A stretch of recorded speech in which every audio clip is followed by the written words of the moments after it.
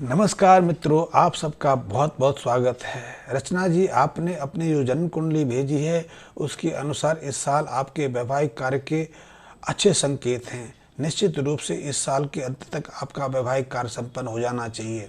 वैसे भी आपकी जो 29वें साल की उम्र चल रही है और इससे ज़्यादा विलम्ब आपके वैवाहिक कार्य में क्या हो सकता है। आपकी जन्म कुंडली बहुत अच्छी है।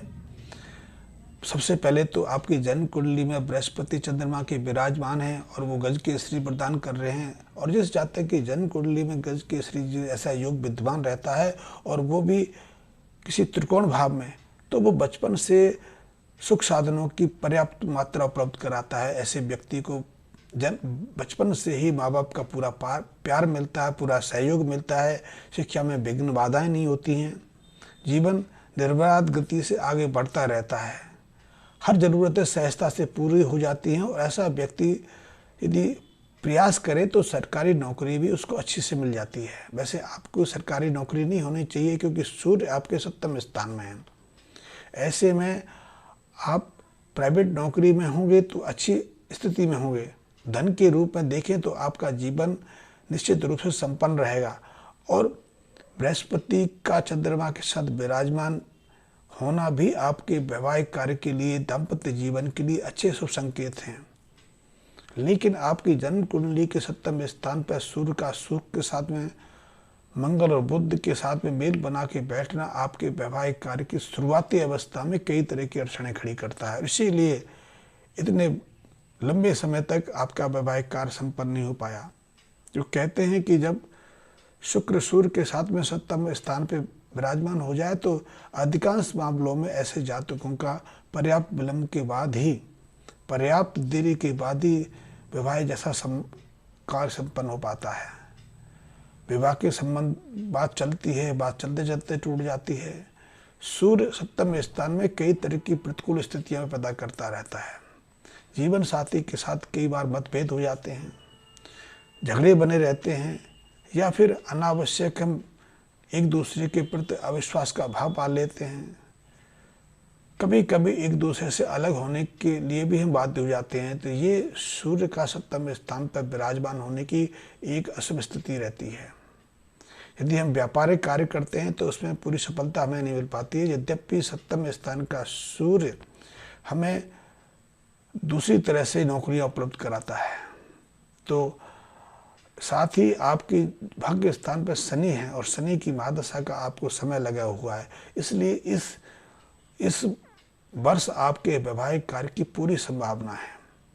यदि हम थोड़े से उपाय कर लेंगे, थोड़े से उपायों के प्रयास कर लेंगे तो निश्चित रूप से हम जो अड़चनें, जो विघ्न बाधाएं अभी तक हम आपके वैवाहिक कार्य में आती रही हैं उनसे मुक्त हो सकेंगे और आपके जीवन में मांगलिक घटना घट जाएगी। तो इसके लिए सबसे पहले तो आप एक काम करें, हम शनि को ही प्रबल बनाने की कोशिश करते हैं।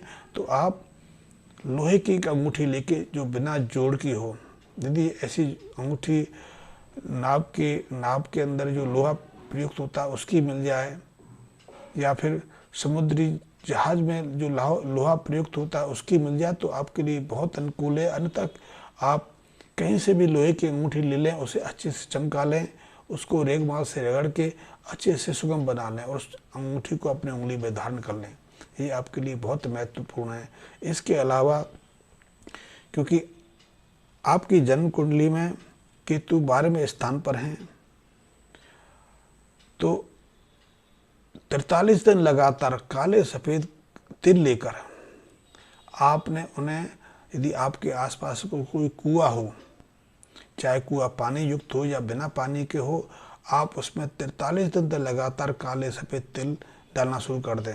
ये उपाय आपके लिए बेहद महत्वपूर्ण है क्योंकि आपकी जन्म कुंडली में 12वें स्थान का केतु अपने अष्टम प्रभाव से शुक्र को टक्कर दे रहा है। इसलिए केतु को वहाँ से विस्थापित करना, अलग करना बहुत आवश्यक है।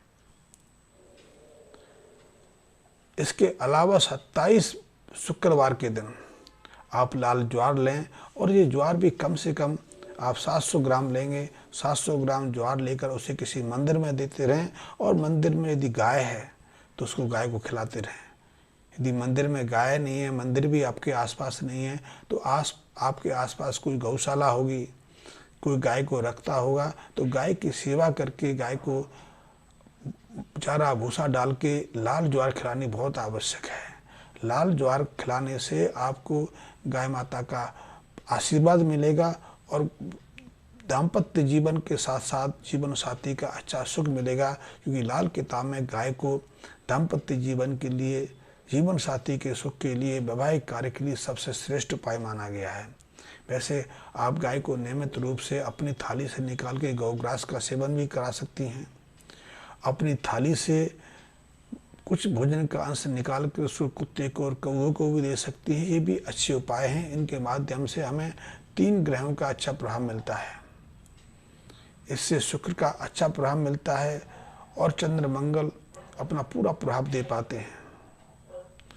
पीतल के बर्तन में आपने 10-12 ग्राम मूंग की दाल भर के उसको ढक्कन लगा के अपने घर के अंदर स्थापित करना है।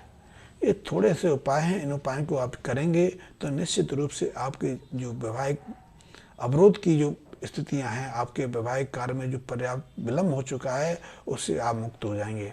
क्योंकि ऐसी अच्छी स्थितियां भी बनी हुई हैं और ऐसी स्थितियों में, ऐसे शुभ मुहूर्त में यदि हम किसी शुभ अवसर से वंचित हो जाएं तो फिर हमें उसके पश्चाताप के अलावा हमारे हाथ में कुछ बचता नहीं है। तो आप ये थोड़े से उपाय करेंगे तो निश्चित रूप से आपका वैवाहिक कार्य सहजता संपन्न हो जाएगा और ईश्वर की अनुकंपा होगी। जीवन साथी आपको अच्छा मिलेगा, प्रेम करने वाला, सम्मान करने वाला, अपनत्व का भाव रखने वाला और ससुराल पक्ष भी आपके लिए बहुत शुभ होगा, बहुत लाभकारी होगा, ऐसी मैं आशा करता हूँ। और इन उपायों के माध्यम से सारी समस्याएं आपके जीवन से निकल जाएंगी। धन्यवाद।